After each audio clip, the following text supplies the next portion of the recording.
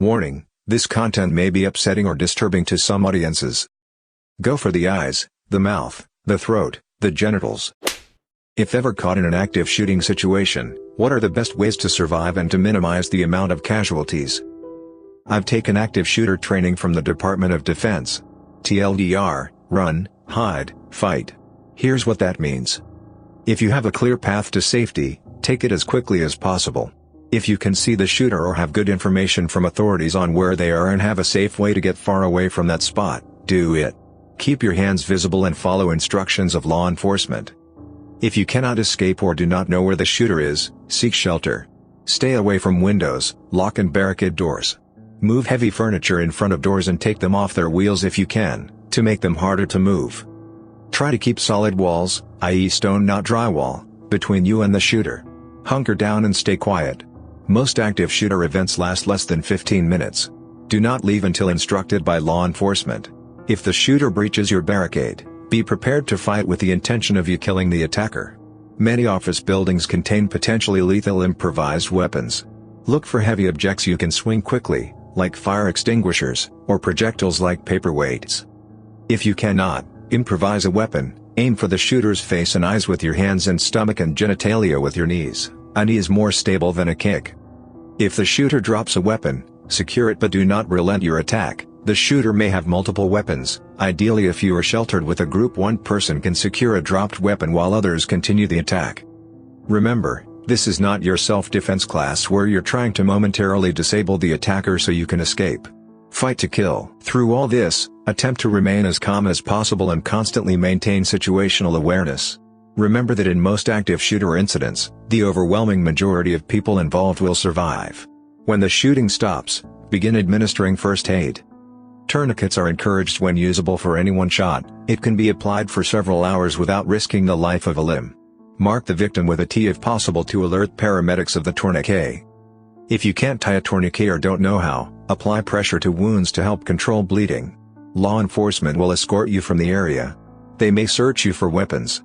Keep your hands visible and comply quickly when interacting with law enforcement. In addition, make a plan for how you will react to an active shooter in locations that you frequent, your office, each of your classrooms, other common targets. You may only have a few seconds to escape before you're forced to shelter or fight. Knowing where to go ahead of time could save your life. Here's what you should do: run. Run the hell away. Most mass shooters aren't expert marksmen, and are unlikely to hit anything with a pistol past 3 yards and a rifle past 20. Run away. As fast as you can. If you remember nothing else, remember this. Everything else is secondary to getting the hell out of Dodge, off the X, whatever you want to call it. Break a window and get out. Break a door or a wall and get out. Just run away. If anybody tries to stop you from running away, they're a bad guy and trying to get you killed. Respond accordingly. This includes teachers, bosses, etc. They may be following some dumb policy. Break the policy, because it's stupid, and will get you killed. If you absolutely cannot run, hide, but be smart about it. Don't hide under a desk, it's not an earthquake. Hide behind locking, solid doors and brick or concrete walls. This is a bad plan, usually, but sometimes it's what you've got. Failing both of those, fight. This is a really bad option that is the absolute last thing to do, but if you have no other options, then fight. And fight 100%. Find something heavy and hit the gunman in the head with it until their brains are on the outside. I'm 100% serious here. Embrace your inner predator, top of the food chain killer, and kill the guy. Again, this is a bad idea. You are likely to get shot, and you may die, but it's still a better deal than getting shot while begging for your life. Don't mess around with stupid tricks to distract the gunman or whatever. Hit them in the head with heavy things, and if possible get their gun and shoot them with it until you are out of bullets. Oh, and on that note, gunshots aren't actually fatal all that often. Something like 90% of people survive being shot with a handgun. So if you are shot, don't give up. If you aren't singing with the angels, you are still alive, and still have the capacity to do things, and very likely survive. Choose to survive. Moving targets are extremely difficult. Run like an Olympic sprinter. Those other people reacted to stress by freezing. Ignore them. They are going to die. As long as you are moving further away from the bad thing, your chances of survival are improving with every stride. Hiding is hit or miss. Best to be heavily barricaded. The best way to fight is to be a person with a concealed firearm who has spent years of their life training to use it, and to have the element of surprise from the closest range possible. At that point you are still not even close to parity with your opponent. Law in the vast majority of the US mandates that you face a school shooter, a heavily armed and possibly armored person who has prepared extensively for this event, with nothing but your own two hands. You are at an extreme disadvantage. You are a squirrel attempting to fight a lion to the death. You must arm yourself with the best possible weapon you can find. You must be 100% committed to your course of action once decided. You must act quickly and aggressively.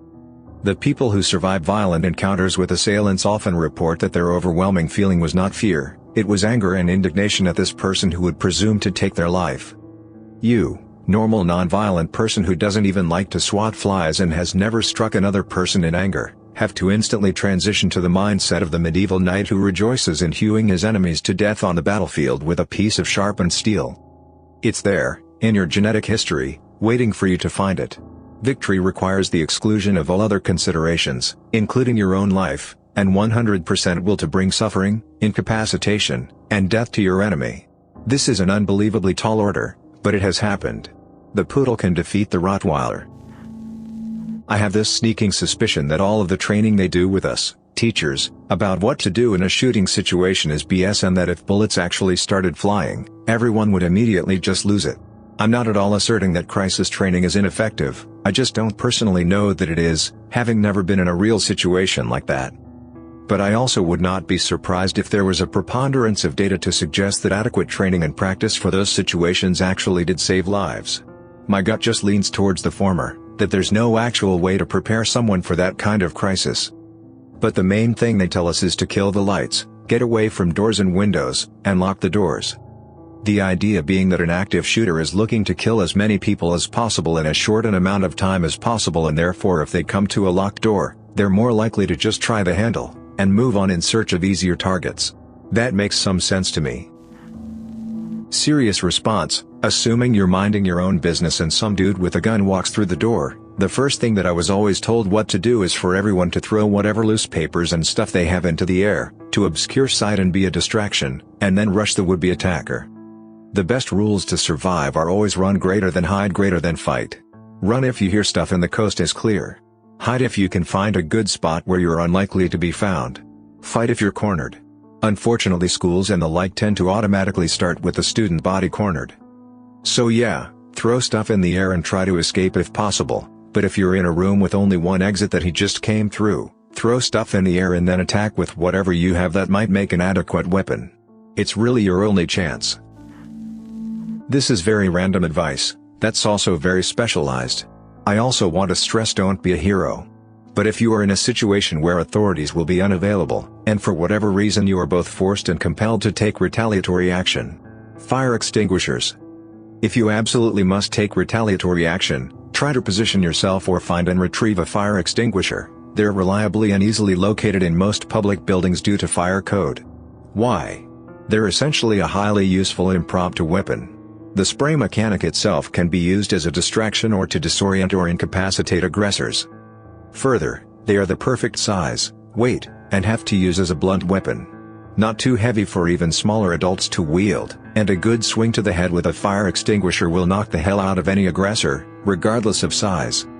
Do not do this, don't be a hero, but if for any reason you have no other option, here you go. I learned this during my years as a security guard.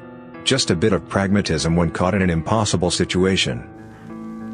The best way to survive and the best way to minimize casualties are slightly different. The best way to survive is to run, hide, or fight, in that order, and cowering under a desk is not hiding. Whereas to minimize casualties, you might seek out the shooter to fight them.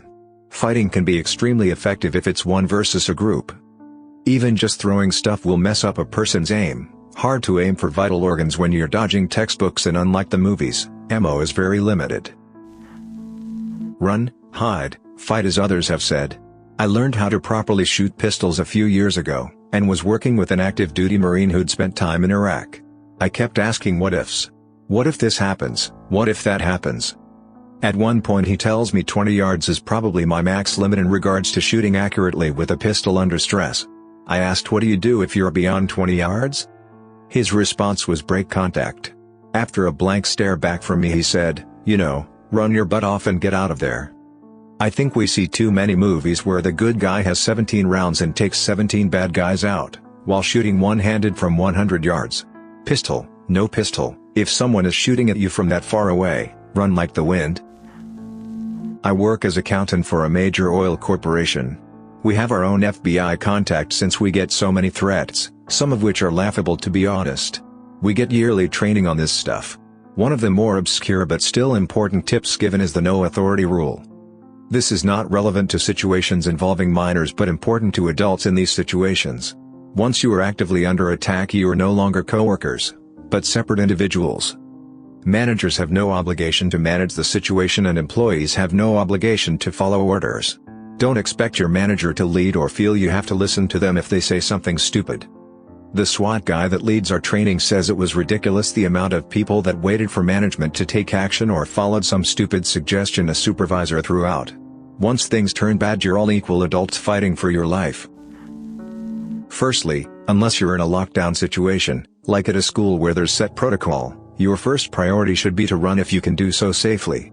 If you can't safely run, try to hide. If you can't safely hide, arm yourself.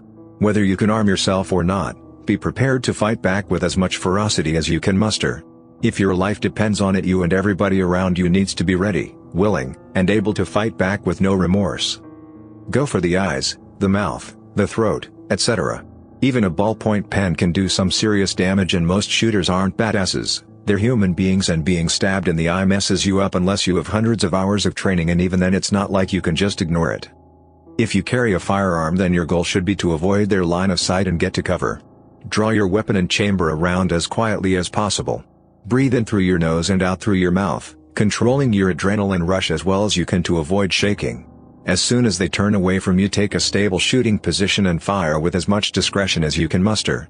Stop when they're dead or you're out of ammo. Do not try and detain an active shooter. That's not your prerogative. You're very unlikely to face legal action, and ending the threat as quickly as possible should be your aim. If the goal is to survive and minimize casualties, the best bet is to run away. Have every person run the hell away from the person with the gun. Most people are bad shooters and can't hit a thing more than 30 yards out with a rifle or about 20 feet out with a pistol. Get the fuck away from them and you'll maximize the chance of surviving. Now, you're probably thinking, if this is true, why do schools and whatnot have shelter-in-place policies? There are a couple of reasons, and neither of them have to do with maximizing survival. Logistics. If you have 500 high school kids scattering in every direction, it is going to be virtually impossible to do an accurate head count. You can't know who is missing, who isn't, or where they might be. With shelter in place, it's much easier to get a head count, or a body count, figure out who is missing and where they should be. Clearing the premises. When law enforcement does finally arrive, they will want to sweep and clear the grounds to ensure that they've gotten the shooter and any accomplices or devices left behind. This is made easier by not having scared kids running around, which in turn makes a shooter or accomplices easier to identify. Stampedes and trampling. This is the only arguable reason that shelter in place might save lives. Panicked people trying to get through limited exits have resulted in death many times before. If you stop people from running for the exits, you prevent this. So to recap, shelter in place is not meant to keep more people alive.